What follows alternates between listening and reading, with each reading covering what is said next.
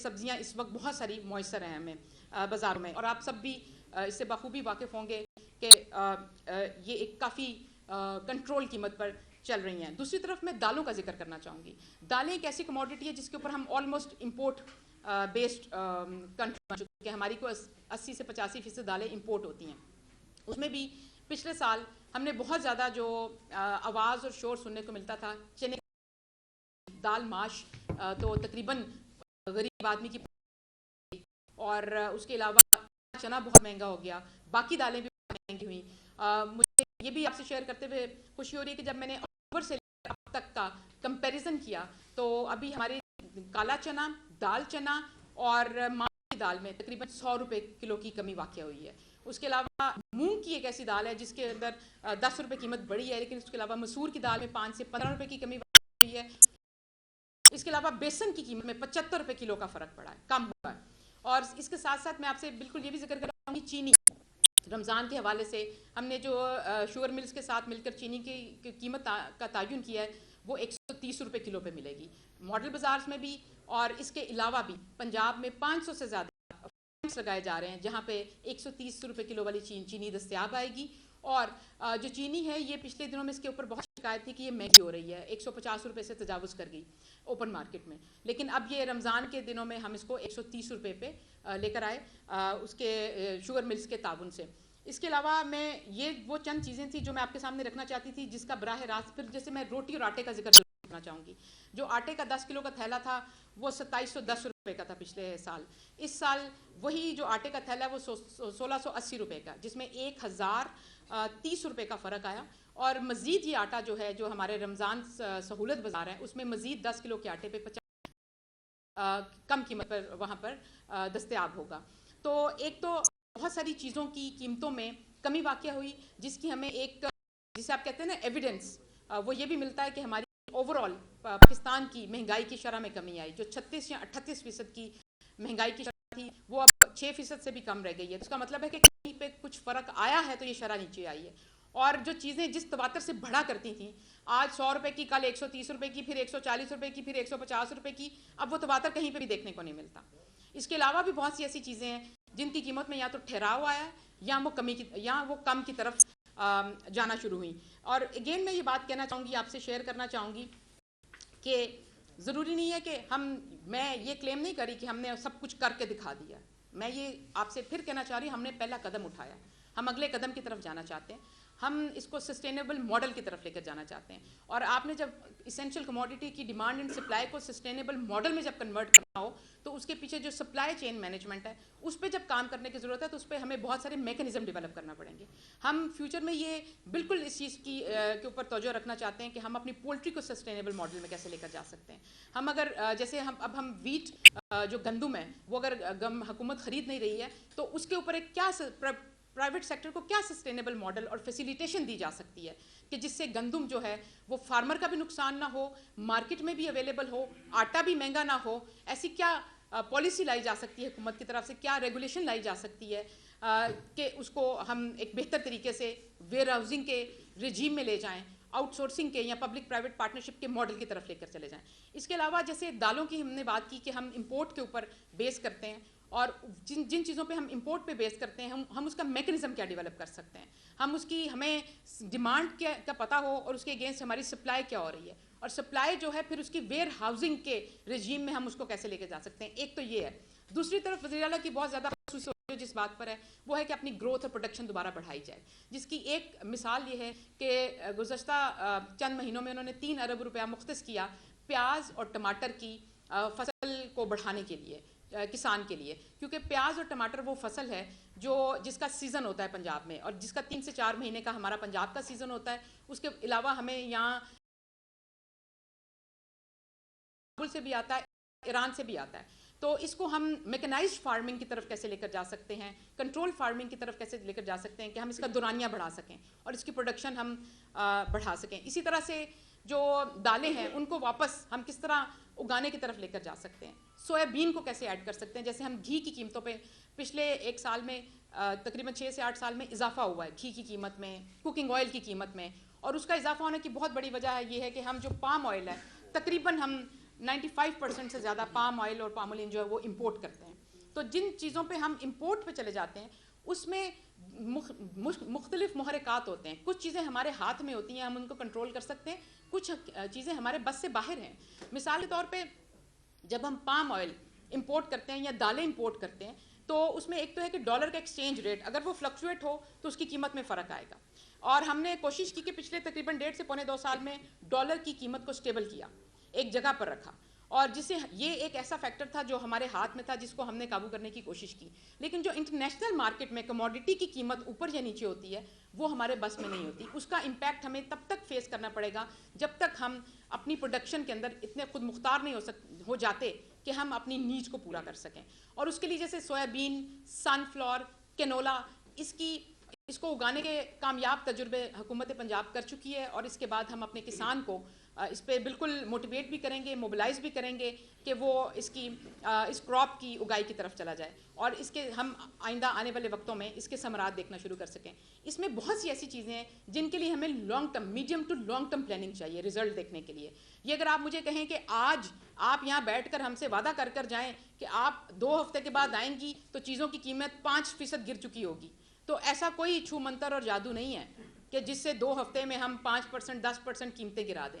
इसके लिए हमें मल्टी प्रॉन्ड स्ट्रेटजी जो है वो अपनानी पड़ेगी। इसके लिए हमें अपनी इंपोर्ट को सस्टेन को जो इंपोर्ट है उसकी और हमारी डिमांड के दरमियान जो गैप है उसको कैसे मीट करना है, इसके ऊपर काम करना पड़ेगा। जिसके लिए हमें अपने ट्रेडर्स को, अपने इंपोर्टर्स को ये फैसिलिटेशन देनी होगी, ये जगह कायम, ये एक स्पेस क्रिएट करनी होगी कि हम सप्लाई को बेहतर से बेहतरीन की तरफ लेकर जा सकें। और हम इंपोर्ट को कम दर्जा बदर्जा कर सकते हैं, ओवरनाइट नहीं कर सकते अपनी प्रोडक्शन बढ़ाने के से ये।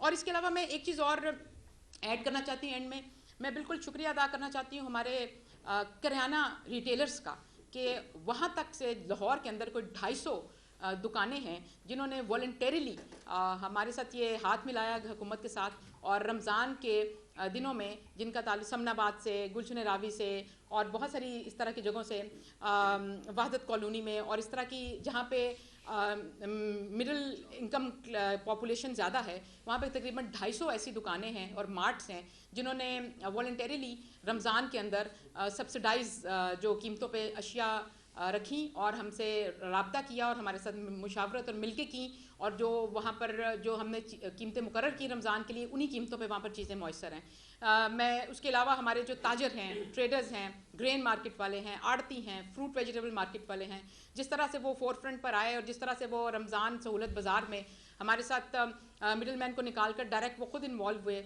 और हम जिसकी वजह से सस्ती अशिया और सप्लाई डैमेज किए बगैर, डिस्टॉर्ट किए बगैर और क्वालिटी कॉम्प्रोमाइज़ किए बगैर इस बार अपने सार्फिन को चीज़ें मयसर लाने में कामयाब हो पाएंगे इंशाल्लाह। हमारी पूरी कोशिश है, इसके लिए मैं उनका शुक्रिया भी अदा करना चाहती हूँ। और इसके अलावा हमारे कुछ इज़ला में हमने ये देखा कि जितना हमने टारगेट किया था कि हम इतने रमज़ान सहूलत बाज़ार लगाएंगे, हम उसके बियॉन्ड भी गए। कुछ जगहों पे तहसील लेवल पर इसी साल से शुरू किए गए, कुछ जगहों पे हमने मार्ट्स को इन्वॉल्व किया तो उन्होंने भी हमसे हाथ मिलाए और उन्होंने बहुत मतलब आप कह सकते हैं कि खुशी खुशी इस कार्य खैर में वो शमूलियत इख्तियार की।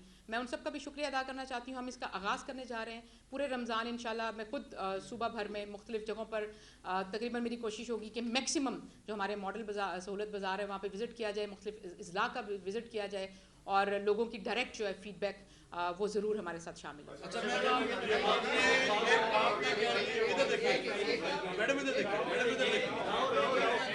अच्छा इस तरह है कि गवर्नमेंट को हम सुनते हैं कि गवर्नमेंट 38% पे थी महंगाई जो कि 2.4 पे आई है, और इसके समरात अगर हम सिर्फ एक माह पहले की बात करें तो वाकई में नज़र आते थे सब्जियों की और फलों की कीमतें, खासतौर पर जिनका बराह रास्त ताल्लुक आम आदमी से है, वो वाकई में नीचे आई थी। लेकिन मैं आपको गुज़िश्ता रोज़ का एक्सपीरियंस बता रहा हूँ, वैसे ही चेक किया एक दो मार्केट्स को तो हर चीज़ का रेट जो है वो डबल हो चुका हुआ है, और जो बिल्कुल ज़्यादा इस्तेमाल वाली अशिया हैं उन पर एक माफिया पूरी तरह से फोकस किए हुआ है।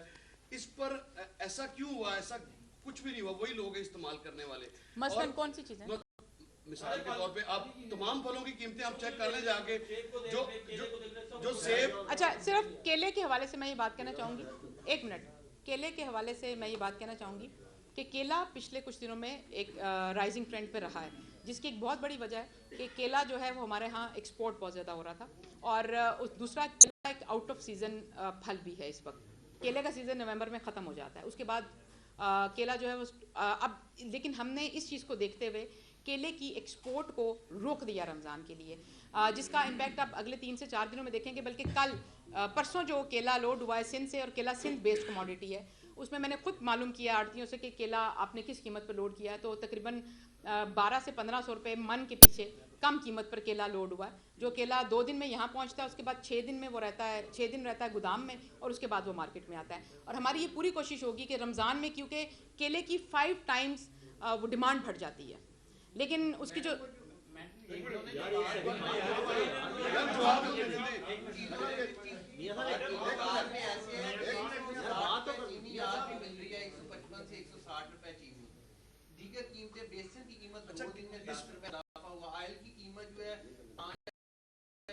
अच्छा, इसमें जो एक चीज इसमें नोट कर ले,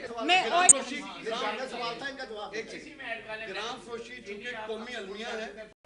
अच्छा मैडम, ये गुजारिश ये है कि ग्राम फरोशी, इसमें कोई झूठ वाली बात नहीं है कि ये कौमी अलमिया है, इसको नकेल डालने के लिए कोई इस तरह का मैकेनिज्म गवर्नमेंट बनाने जा रही है जिस पर मौके पर ही सजा दी जा सके, जेल कोई कोड़े मारे जाए मौके पर ही, ताकि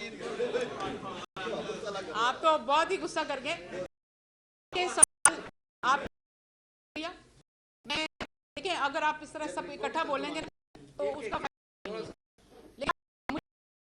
वही वाले सवाल हैं जो रिपीट होंगे। अभी मेरे भाई ने कहा, मैं आपके जवाब की तरफ भी आती हूँ कि मैंने खुद पहले कहा कि घी की कीमत जो बढ़ी वो पाम ऑयल। अच्छा, घी की इंडस्ट्री जो है, इसको जब शिकायत मिलती है कि घी 540 वाला 590 पे चला गया, 593 पे चला गया, मैंने इसके ऊपर बड़ी जांच पड़ताल की, घी की सारी इंडस्ट्री, उनसे बातचीत की, होता क्या घी की इंडस्ट्री में। अब इसमें होता क्या कि क्योंकि एक घी वाला, कोई एक घी वाला किसी एक घी की कीमत 593 का लिया, बाकी सब जगहों पे मैंने डीलरों से चेक किया, मैंने इस्लाम में टेलीफोन कर दुकानदारों से पूछा कि तुम किस दुकान पे रेट पे, डीलर से किस रेट, बाकी हर जगह 540 और 560 था। कोई एक आदि वहां पर कोई एक डालडा वाले ने कीमत बढ़ा दी, घी इंडस्ट्री ने कीमत बढ़ा दी कि पूरे घी की। अब वो एक घी की जब कीमत आप कोट करते हैं, तो किसी एक या 2 या 4 बड़े शहरों में उन्होंने, मुझे ये शिकायत मिली, आप भी जैसे एक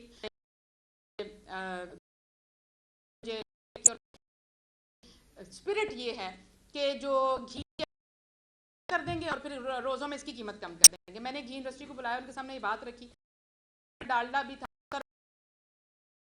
वाले भी थे, सूफी वाले भी थे, फिर उसमें थे, मतलब मेन जो घी वाले थे, और उन्होंने कहा सबके घी हम चेक करें, हम सबके घी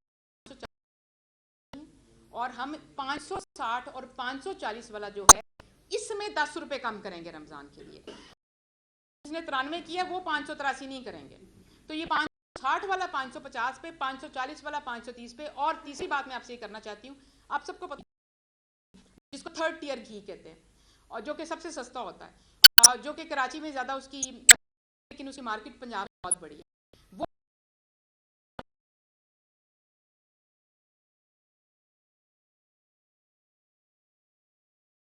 वाले, सूफी वाले, शान वाले, वो घी जो है वो उनकी कीमतें और हैं, बी टियर की और हैं, जो सी टियर है उसकी और है। और इसमें होता क्या, किसी एक टियर के किसी एक घी में कीमत चेंज होती है, मीडिया पे पट्टी चलती है कि सारा घी वो हो गया। उसके बाद मैं ऑनेस्टली एक पूरी चीज़ के ऊपर जांच पड़ताल करती हूँ, चाहे आप मुझे, बहुत से मेरे भाई गायब हो गई, मैं गायब नहीं हुई, मैं मिलती नहीं, कमोडिटीज मैनेजमेंट, और इसको बिल्कुल नवंबर के आगाज में पूरे इदारे को स्क्रैच से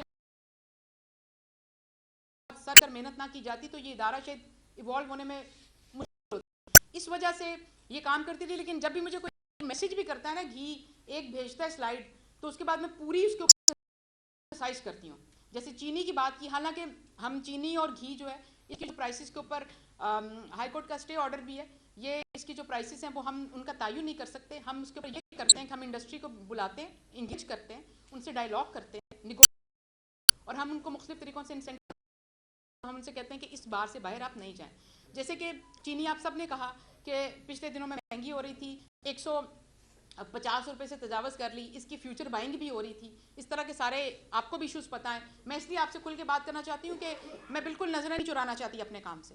अच्छा। और ये जो कमोडिटीज़ मैनेजमेंट है और इसेंशियल कमोडिटीज़ हैं, जिस सूबे की 13 करोड़ आवाम के 2 वक्त के खाने के साथ जुड़ा हुआ है, इसके ऊपर मैं आपके साथ ना तो कोई बदबयानती करना चाहती हूँ, ना कोई लगी लिपटी बात करना चाहती हूँ, ना कोई घुमा फिरा के बात करना चाहती हूँ, और ना कोई चीज़ और लूप होल छुपाना चाहती हूँ। देखें, जब तक हम अपनी गलतियों की निशानदेही नहीं करेंगे, हम अपने गैप्स को हल कैसे ढूंढेंगे। मेरे ये स्पिरिट है। और मुझे ये जानना चाहूंगा, आपने ये सारी इक़दामात कर ली हैं, अब रमजान शुरू होगा, उसके बाद आप इन चीज़ों के अमल दरामद के लिए क्या करेंगी? पॉलिसी क्या है? छापामार टीमें कितनी तश्कील दी जा रही है, कितने जा रहे हैं, मौके पे जुर्माने?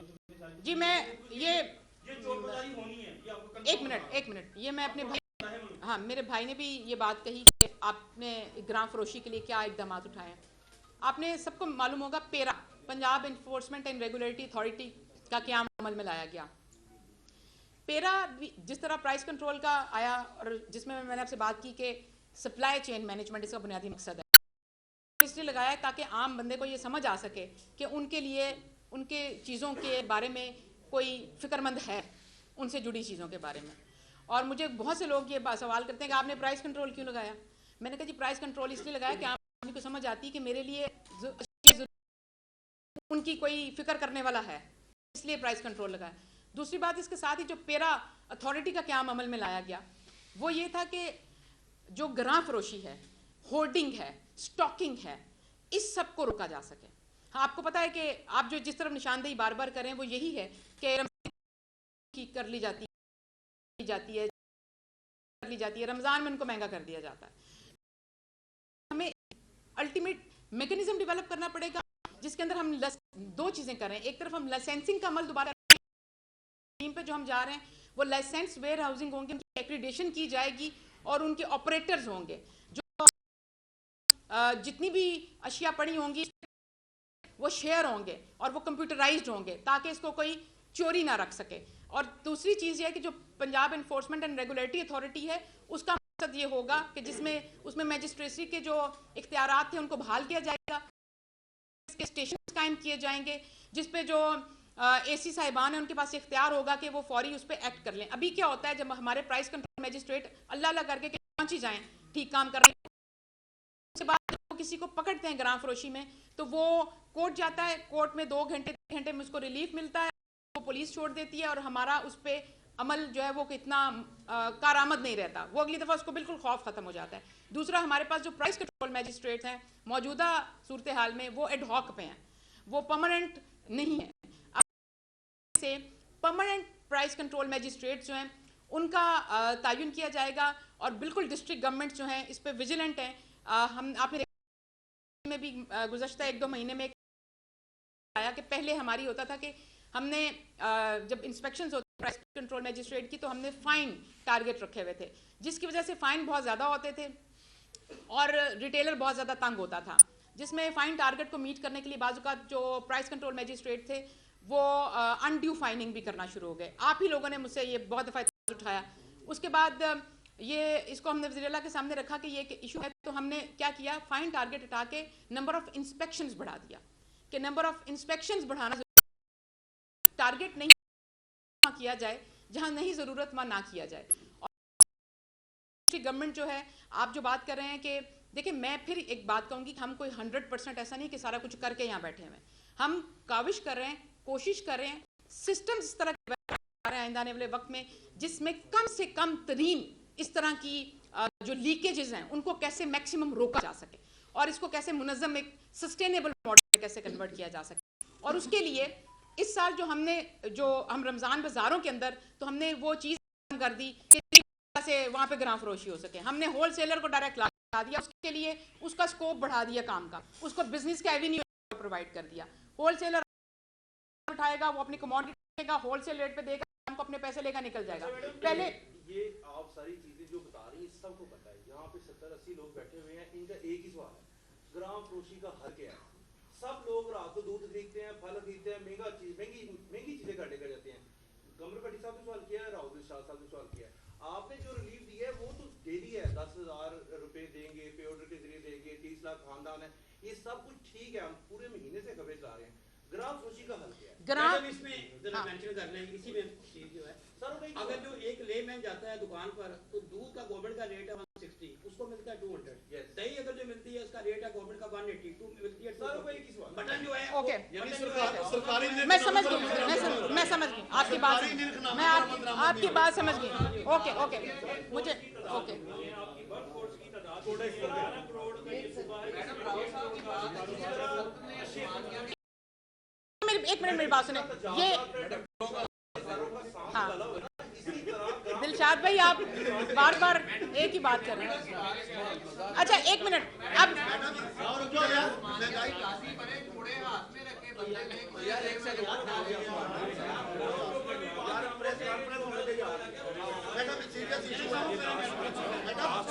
हाँ, ये मैंने ये कहने लगी थी, एक तो ये आखिरी सवाल है जो कर लिया आप लोगों ने, क्योंकि अब आप लोगों ने बार बार यही सवाल करना है, तो इसलिए मैंने ये सवाल जो है वो दिलशाद भाई ने ऑलरेडी कर दिया था।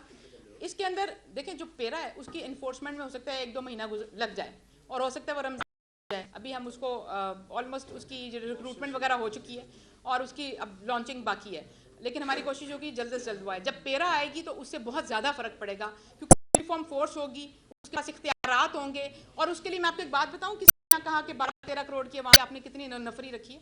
बाज़ औक़ात 12-13 करोड़ की वहाँ पे आप ये नहीं कि 12-13 करोड़ तैनात कर दें लोग ऊपर से, वहाँ पे चंद लोग भी जो ना, अगर आप सिस्टम अच्छा डेवलप कर लें तो वो काम कर सकते हैं। आपने चंद मिसालें ही बनानी होती, फिर सबको पता